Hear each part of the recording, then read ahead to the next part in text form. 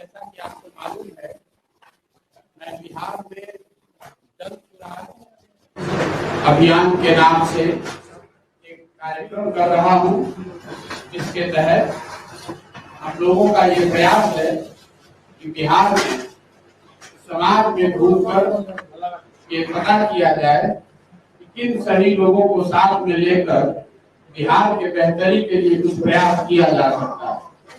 2 मई 2022 को पटना के प्रेस वार्ता में मैंने बताया था कि अभी कोई राजनीतिक दल नहीं बनाया गया। जन सुराज कोई राजनीतिक दल नहीं है, ये एक सोच है, एक अभियान है, जिसके मूल में बिहार की जो दुर्दशा है, बिहार की जो आज स्थिति है, उसको सुधारने के लिए समाज को साथ में जनजागरण के माध्यम से समाज के लोगों को समझाकर बुझाकर उनकी मदद से एक नई राजनीतिक व्यवस्था बनाने का प्रयास है।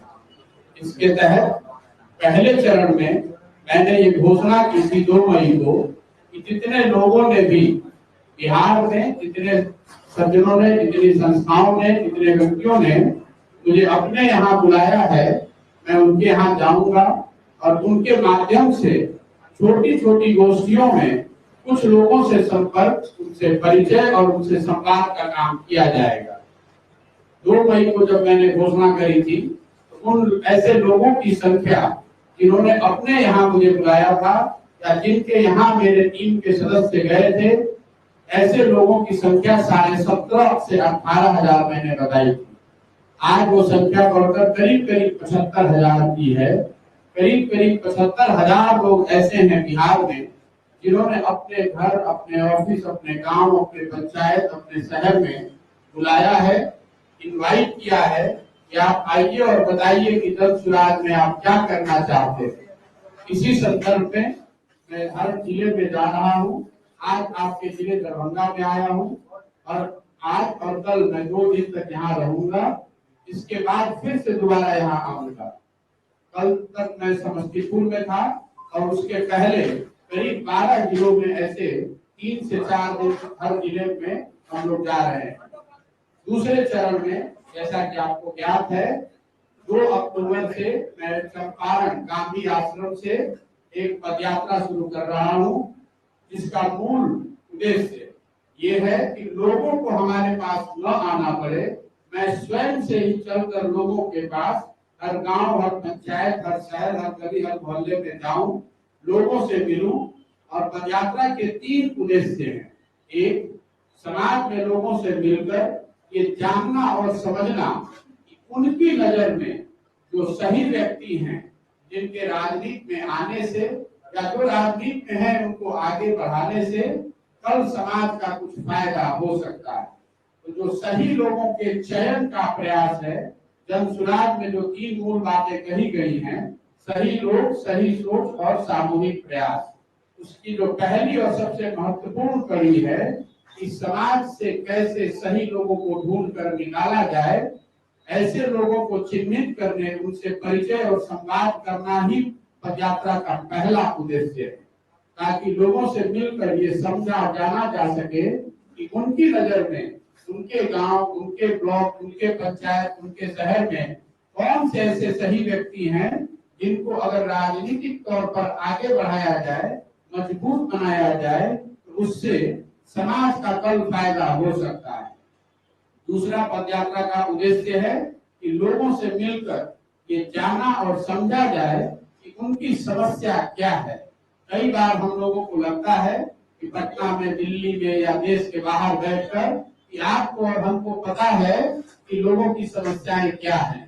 हम लोग को थोड़ा बहुत आइडिया हो सकता है, लेकिन मेरा 10 साल का जो सामाजिक राजनीतिक जीवन का अनुभव रहा है, मैं उस अनुभव के आधार पर मैं आपको कह सकता हूँ कि लोगों को जो सही में जो समस्या है वो सिर्फ उन्हें ही पता है। उसको अगर आप जानना समझना चाहते हैं तो आपको लोगों से मिलकर, बैठकर बात करके ही उसको किया जा सकता है। तो पदयात्रा का दूसरा उद्देश्य है लोगों से मिलना और उनकी समस्याओं के बारे में, उनकी तकलीफ के बारे में, उनकी स्थिति के बारे में बेहतर जानकारी करना। और तीसरा और सबसे महत्वपूर्ण पहलू, लोगों से ये जानना कि उनकी गांव, उनके शहर या बिहार के विकास के लिए उनके हिसाब से क्या कुछ किया जा सकता है। ये जो तीसरा पहलू है वो इसलिए कि बिहार के विकास के लिए जो 10-12 महत्वपूर्ण पहलू हैं, शिक्षा, स्वास्थ्य, रोजगार, आर्थिक विकास, सामाजिक न्याय, खेल कूद, कृषि जैसे 10-12 जो महत्वपूर्ण पहलू हैं, हम लोगों की सोच है कि इस पर बिहार के समग्र विकास के लिए इन सभी पहलुओं पर अगले 10 साल का ब्लूप्रिंट पब्लिक के सामने रखना चाहिए। इन क्षेत्रों में क्या किया जा सकता है और उससे महत्वपूर्ण कैसे किया जा सकता है, उस ब्लूप्रिंट को बनाने के लिए करीब 250 से ज्यादा देश विदेश से विशेषज्ञों को मैंने इकट्ठा किया है। उसमें ज्यादातर लोग बिहार के हैं। वो और हम लोग मिलकर एक ब्लूप्रिंट बना रहे हैं, लेकिन उस ब्लूप्रिंट में, उस खाके में बिहार के लोगों की सोच समाहित नहीं है। जब पदयात्रा के दौरान लोगों से मिलेंगे, उनसे चर्चा करेंगे, मैं स्वयं और मेरे साथ तो सैकड़ों और लोग काम कर रहे हैं, हम लोगों का प्रयास है कि पदयात्रा के दौरान हर उस व्यक्ति तक जो कुछ सुझाव देना चाहता है या जो कुछ कंट्रीब्यूट करना चाहता है, उससे मिलें, उससे बात करें, उसके सुझावों को शामिल करें।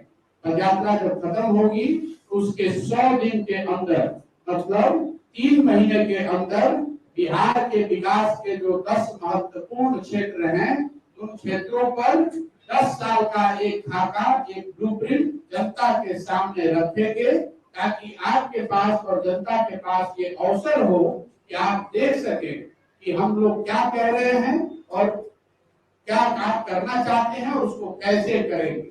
जहां तक राजनीतिक दल बनाने की बात है, पदयात्रा के दौरान जैसा मैंने आपको बताया, सही लोगों को चुनने का जो प्रयास है, वो सारे लोग अगर मिल जाएं, मैं संख्या का दावा नहीं कर सकता हूं, लेकिन हम लोग का अपना अनुमान है कि कम से कम 25 से 50 हजार ऐसे लोगों को ढूंढ कर निकाला जा सकता है, उनकी सहमति बनाई जा सकती है। पदयात्रा के बाद ये सारे लोग एक साथ बैठेंगे और आजादी से पहले कांग्रेस के जैसे बड़े अधिवेशन होते थे, उसी फॉर्मेट में सारे लोगों को बैठाया जाएगा और मिलकर सब तय करेंगे कि राजनीतिक दल बनाया जाए या न बनाया जाए। अगर दल बनाने की सहमति बनती है तो वो प्रशांत किशोर का या किसी व्यक्ति या परिवार, किसी एक समाज का दल नहीं होगा। वो दल उन सभी व्यक्तियों का होगा जो इस सोच से जुड़कर इस पूरे अभियान में साथ आकर इस दल के निर्माण में अपना कंट्रीब्यूशन रखना चाहते हैं। उनकी भी भागीदारी और उनकी उस दल में हिस्सेदारी जितनी प्रशांत किशोर की है, उतनी उन सबों की भी होगी। वो लोग ही मिलकर तय करेंगे कि दल को बनाया जाना है कि नहीं। इसके साथ साथ वही तय करेंगे कि इस दल को आगे चलाया कैसे जाए, दल का संविधान क्या हो, दल के पदाधिकारी कौन हो और दलों में टिकट का डिस्ट्रीब्यूशन कैसे, दल में टिकट का डिस्ट्रीब्यूशन कैसे होगा। लोग मिलकर ही तय करेंगे कि इस दल का नेतृत्व कौन करेगा। ये दावा कोई नहीं कर सकता। आप ये मानकर मत चलिए अगर ऐसा कोई दल बनता है तो उसका नेतृत्व प्रशांत किशोर के पास होगा। मैं ऐसा समझता हूं कि बिहार में हजारों लोग ऐसे हैं जो मेरे से बहुत ज्यादा काबिल है, उनमें क्षमता है। अगर उनमें से कोई चुन कर आता है तो उस दल का नेतृत्व वो सज्जन, वो महिला कर सकती है।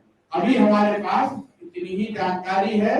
इस कार्यक्रम को, इस पदयात्रा को करने में करीब करीब हम लोग के अनुमान से 1 साल का समय लग सकता है। तो आप मान कर चलिए कि अगले 12 से 15 महीनों तक मैं सिर्फ और सिर्फ यही काम करने वाला हूँ। इसके आगे की जो भूमिका है, आगे का कार्यक्रम है, आगे की जो योजना है, वो जब सारे लोग एक साथ में बैठेंगे तो तय करेंगे, उसके बाद ही मैं आपसे साझा कर सकता हूँ।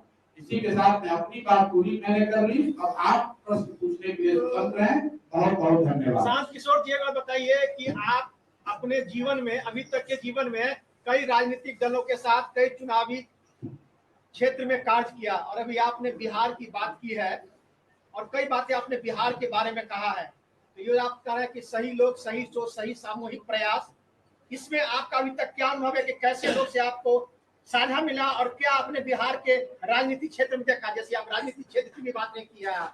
देखिए, मैंने 10 साल का जो काम किया है वो सिर्फ बिहार में नहीं किया है, पूरे देश में किया है। मेरा एक अनुभव राजनीतिक जो बात आप उठा रहे हैं एक अनुभव मेरा ये रहा है कि राजनीति में कई बार मजबूत आदमी को सही मानकर आगे बढ़ा दिया जाता है। हम लोग भी यही करते आए हैं। चुनाव जीतने की क्षमता के आकलन के आधार पे, जिसको आप विजिबिलिटी फैक्टर कहते हैं, कई बार समाज में मजबूत आदमी, गलत आदमी को अगर वो मजबूत है तो उसको आगे बढ़ा दिया जाता है। उसी से सीख लेकर ये जो पूरा प्रयास कर रहे हैं, ये सही आदमी को ढूंढने का प्रयास है। समाज में जो मजबूत है उसको ढूंढने का प्रयास नहीं है, क्योंकि मेरी सोच और समझ पिछले 10 साल की ये रही है कि सही आदमी के पीछे बुद्धि, शक्ति, व्यवस्था, साधन लगाकर मजबूत बनाया जा सकता है चुनाव के नजरिए से। लेकिन मजबूत आदमी को अगर आप चुनाव जिता देंगे तो ये जरूरी नहीं है कि वो आदमी सही हो जाए। इसलिए ये जो पूरा अभियान कर रहे हैं, ये कोई एक दिन, एक महीने, 2 महीने में चुनाव के नजरिए से नहीं कर रहे हैं। समाज को मत के, समाज की मदद से सही लोगों को चुनकर लाना और उनकी ताकत, उनकी लोकतांत्रिक शक्ति, ताकत बढ़ाना, यही पूरा उद्देश्य है। क्योंकि मुझे ऐसा लगता है कि आपकी प्राथमिकता चाहे जो हो, आप सामाजिक न्याय करना चाहते हैं या आर्थिक विकास, आप शिक्षा सुधारना चाहते हैं या रोजगार लाना चाहते हैं या करप्शन कम करना चाहते हैं, जब तक राजनीति में सही लोग नहीं आएंगे, तब तक इन समस्याओं का निदान नहीं हो सकता है। इसीलिए ये पूरा प्रयास कर रहे हैं। आपने कहा कि एक बात बताइए कि कोई भी जाति का जो ताना बाना बहुत जबरदस्त सुना गया, इसी आधार पर, इसी ग्रुप में अभी राजनीति, तो इसको तोड़ने के लिए आपके पास कौन सा ऐसा उपाय है?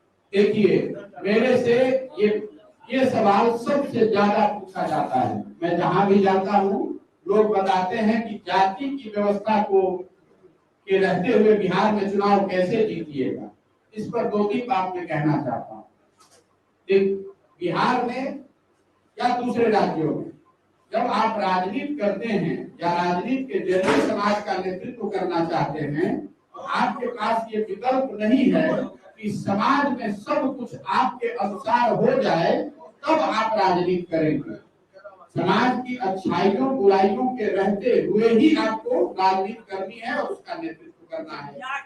आपने सवाल से पार पाया जा सकता है? मैं अभी बता रहा हूँ, क्यों घबरा रहे हैं। दूसरी बात, बिहार में जाति उतनी ही बड़ी सच्चाई है जितने अन्य कई राज्यों में जाति एक फैक्टर है। समाज में जब चुनाव होता है, वोट होता है, उसमें कई पहलुओं पर का कंट्रीब्यूशन है वोटिंग को इन्फ्लुएंस करने में। जाति भी उसमें एक पहलू है। अब आप कहेंगे कि नहीं, बिहार में सब कुछ जाति ही पर होता है, आगे क्या होगा उसको छोड़ दीजिए।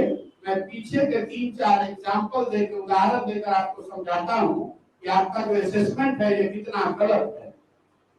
1984 में इसी बिहार में कांग्रेस पार्टी जीत कर आई थी ना, राजीव जी प्रधानमंत्री बने थे।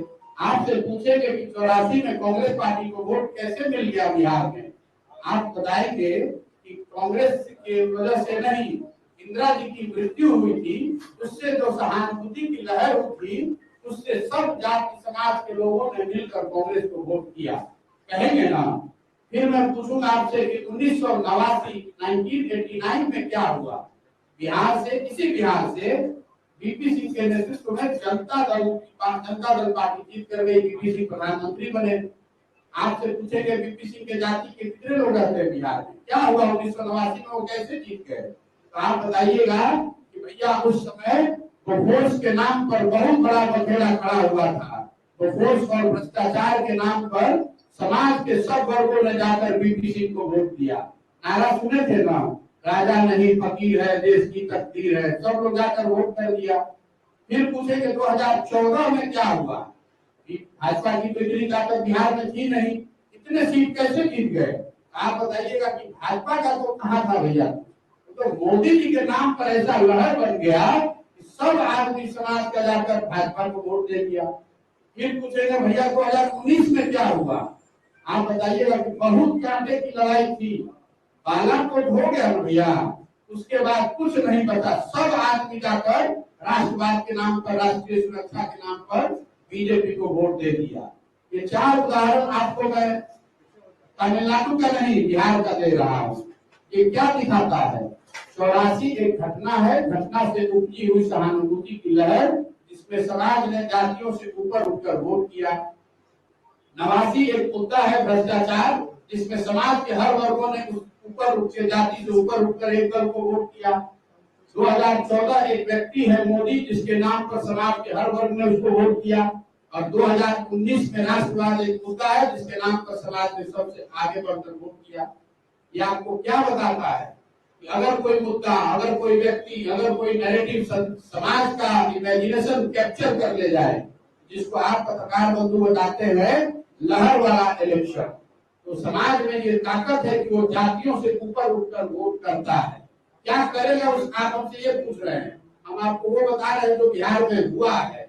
लेकिन फिर भी आपको, हमको क्यों लगता है कि जाति पर ही वोट होता है? इसलिए लगता है कि कई चुनाव हुए जिसका मैंने आपको उदाहरण नहीं दिया। होता ये है कि कोई व्यक्ति नहीं है, कोई नैरेटिव नहीं है, कोई मुद्दा नहीं है, जिसको आप कहते हैं लहर नहीं है, दोनों तीनों लड़ने वाले एक जैसे ही दिख रहे हैं, तो समाज भी कहता है कि दोनों तो एक जैसा है, चलो अपने जाते वाले को दे देते हैं, है ना। आप कहते हैं कि लहर वाला इलेक्शन नहीं है, कि माइक्रो लोकल इशू पर चुनाव हो रहा है। अगर बड़ी व्यवस्था, बड़ा नैरेटिव बना दीजिएगा तो समाज जाति से ऊपर उठकर वोट करता है। दूसरी बात, अगर सिर्फ जाति पर ही वोट पड़ता तो भाजपा को तो यहाँ 0 वोट आना चाहिए था। मोदी जी की जाति का तो कोई रहता ही नहीं बिहार में, तो दोनों बात कैसे सही हो सकता है? और एक अंतिम बात समझ लीजिए, मैंने कहा सही लोगों को चुनने की बात। हर जाति, हर समाज में सही लोग हैं। आप जातियों को समझकर, उसका ध्यान रखकर समाज में हर जाति, हर समाज से सही लोगों को चुनकर जाति को साध सकते हैं, चुनाव जीत सकते हैं, इसका पूरा यकीन रखिए। प्रसाद जी, इतने बड़े रणनीतिकार कई पार्टियों के, आज राजनेता बनने की राह पर प्रेरणा कहाँ से मिली सर? देखिए, पहले तो मैं इतने बड़ा अपने आप को कोई रणनीतिकार वगैरह नहीं मानता हूँ, वो सब आपके हैं, ना ही मैं अपने आप को राजनेता मानता हूँ। मैं ये मानता हूँ कि 10 बरस मैंने जो काम किया, भगवान की कृपा से कुछ सफलता मिली। अब जब मुझे जीवन में ये अवसर मिला है कि मैं आगे जो कुछ कर सकता हूँ, ये स्वयं से चयन करूँ, तो मैं बिहार का होने के नाते ऐसा समझता हूँ कि मुझे ये प्रयास करना चाहिए। मुझे ये एहसास है कि ये कठिन काम है, इस बात का इल्म है कि इसको करने में बहुत समय लग सकता है, लेकिन मुझे ऐसा लगता है कि अगर 44-45 साल की उम्र वाले हमारे जैसे व्यक्ति की हिम्मत नहीं पड़ेगी तो बिहार में किसकी हिम्मत पड़ेगी? बिहार को अगर सुधरना है, बेहतर बनना है, तो बिहार के लोगों को ही प्रयास करना पड़ेगा। इसको सुधारने के लिए पंजाब और केरल से लोग तो नहीं आएंगे, और अगर हमारे जैसे आदमी की हिम्मत नहीं पड़ेगी, हम जब घर से चले होंगे तो 20,000 रुपए की नौकरी चाहते थे, उसके आगे भगवान की कृपा से बहुत कुछ मिल गया। अब जब अवसर है तो मैं अपनी शक्ति, बुद्धि, ताकत इस बात के लिए लगाना चाहता हूँ कि समाज में इस बात के लिए लोगों को जागृत किया जाए और समाज से अच्छे लोगों को ढूंढ कर निकाला जाए। अगर मैं इतने बड़े बड़े नेताओं और पार्टियों में एक से एक खराब लोगों का चुनाव जिताने में अपना कंधा लगा सकता हूँ, तो एक बार समाज में सही लोगों को भी जिताने के लिए कंधा लगाने प्रयास करने में नुकसान क्या है? जीतेंगे हारेंगे भगवान के हाथ में है। देखिए, चुनाव जीतना और हारना किसी एक व्यक्ति के हाथ में नहीं है, कोई किसी को चुनाव हरा जिता नहीं सकता है।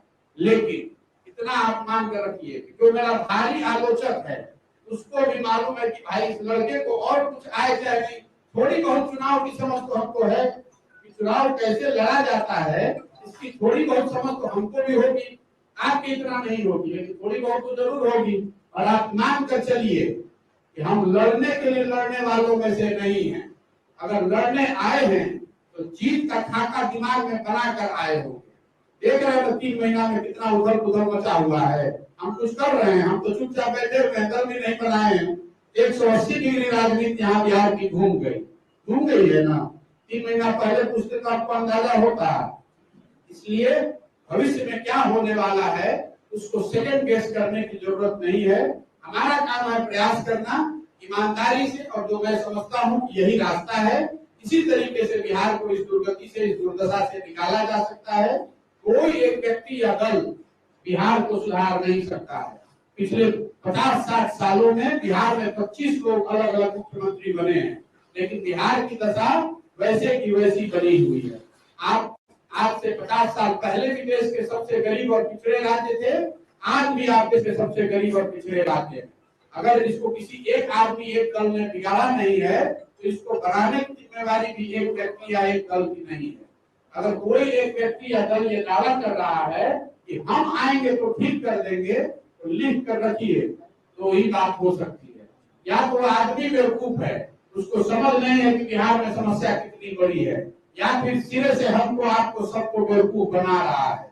जीतने के बाद वो भी कुछ कर नहीं पाएगा। इसको करने के लिए सिर्फ और सिर्फ एक ही उपाय है, बिहार के लोगों में वो ताकत है, समाज से ऐसे लोगों को चिन्हित करके एक साथ लाना होगा।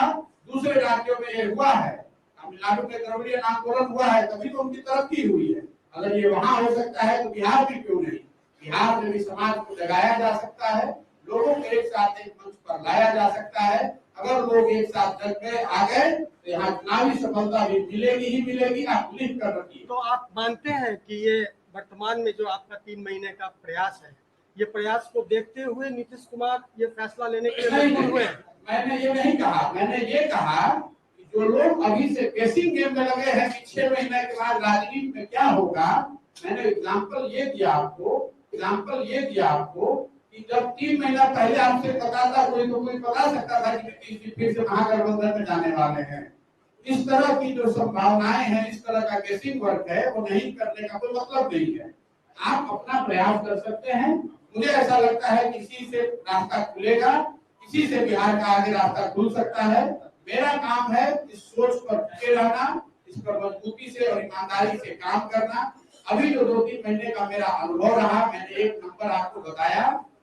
मुझे जितनी उम्मीद थी उससे बहुत ज्यादा संख्या में लोग ये बता रहे हैं कि प्रशांत जी काम कठिन है लेकिन आप ही से आशा है। ऐसे रैंडम लोग मुझसे मिलते हैं तो बताते हैं। इसका मतलब ये नहीं है कि सब हमारे समर्थक हैं।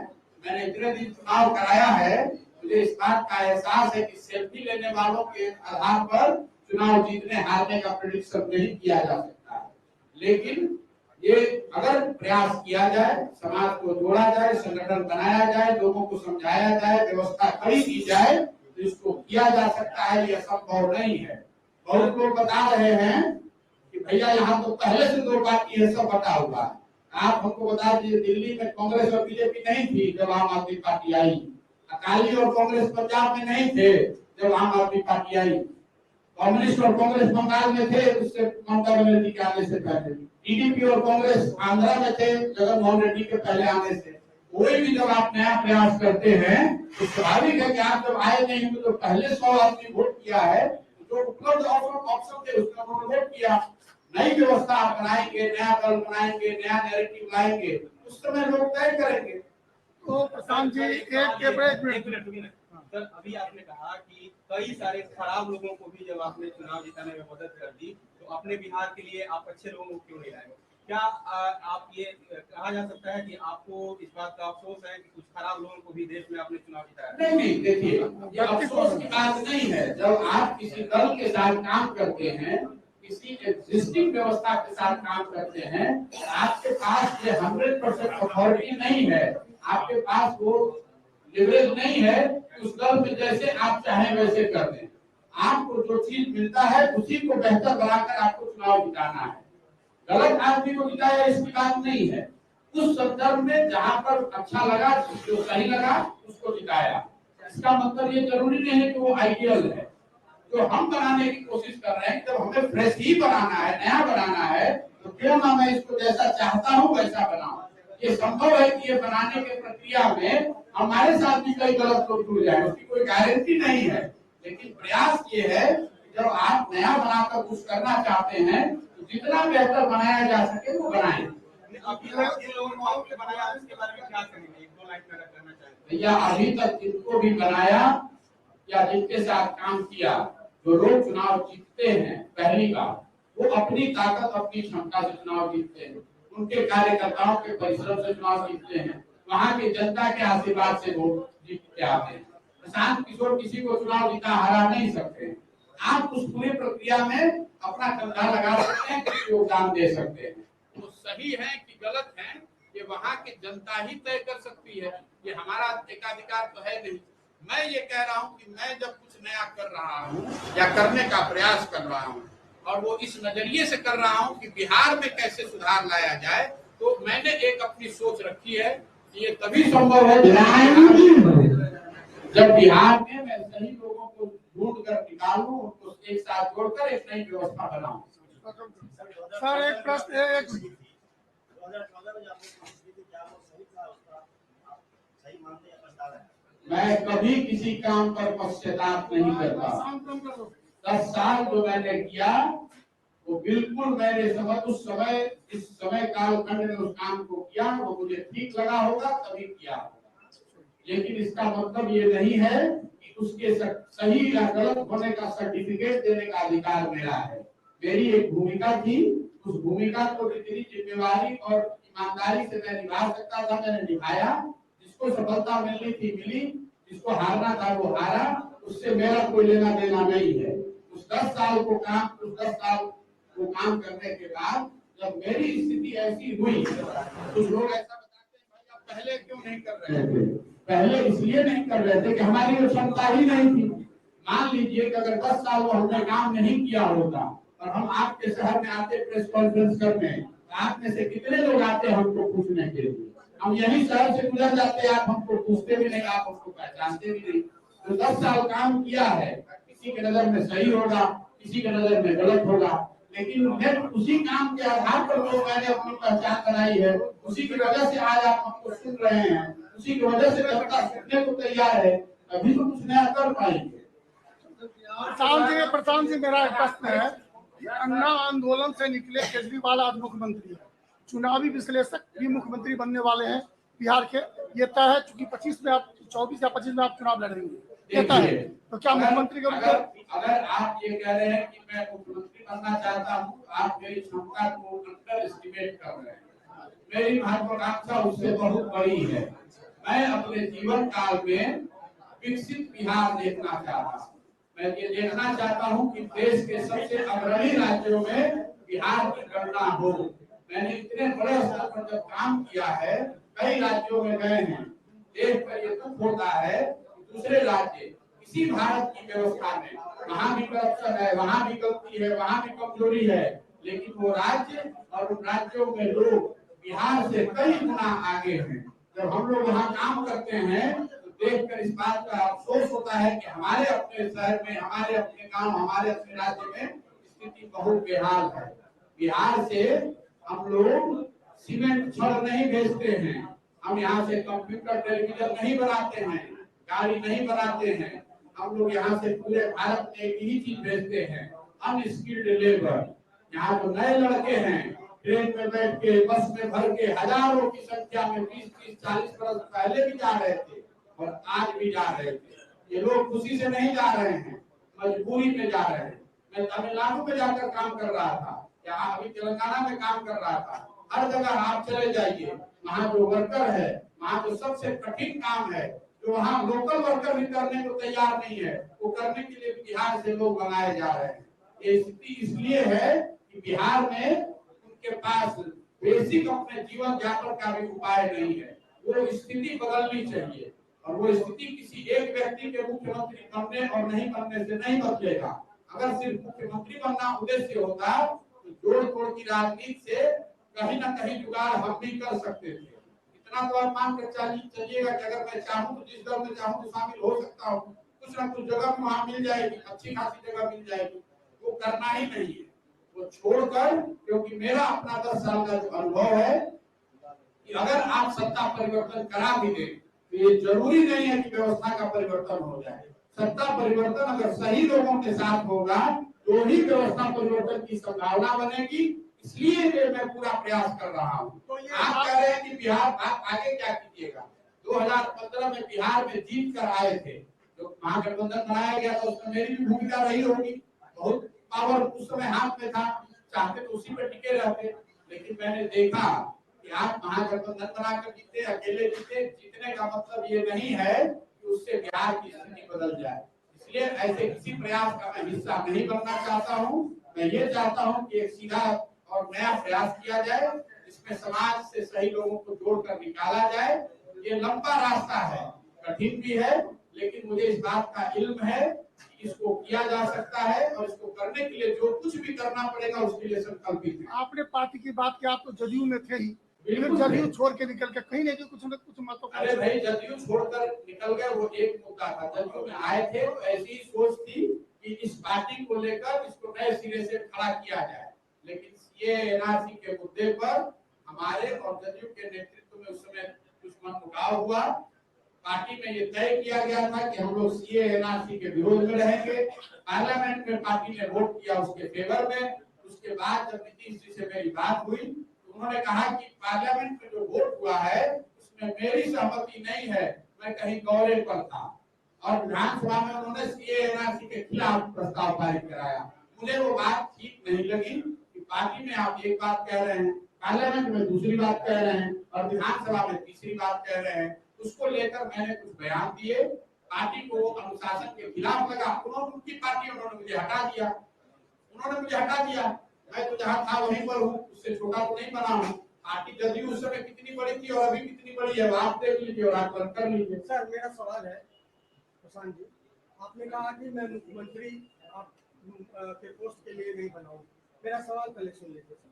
पहला, क्या आप मुख्यमंत्री के पोस्ट के लिए नहीं बने, लेकिन आपका ये प्रयास जो है क्या 2024 के भावी प्रधानमंत्री के लिए ये प्रयास है?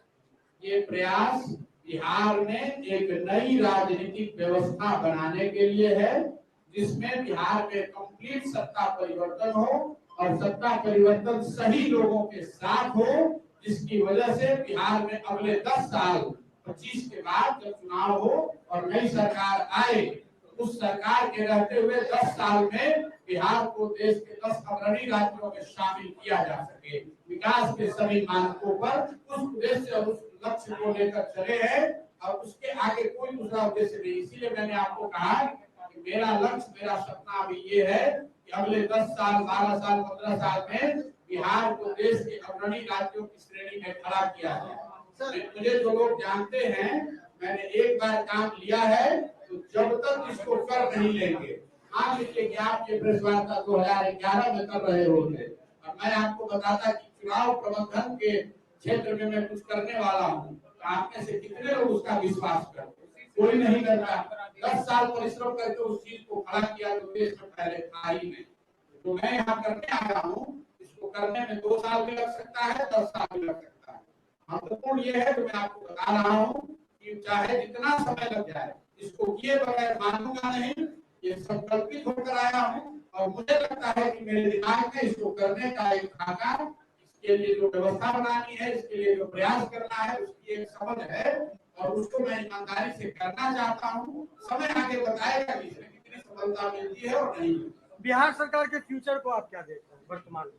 बिहार सरकार को पहले तो शुभकामना दे रहा हूँ और जैसा मैं पहले भी कहता रहा हूँ, इस सरकार के बनने के बाद आप लोगों में से ज्यादातर लोगों को ज्ञात होगा कि 2012 से बिहार में जो राजनीतिक अस्थिरता का दौर शुरू हुआ है, नरेंद्र मोदी जी के राष्ट्रीय राजनीति में के प्रादुर्भाव के बाद से 2012 से बिहार में एक राजनीतिक अस्थिरता का दौर शुरू हुआ है।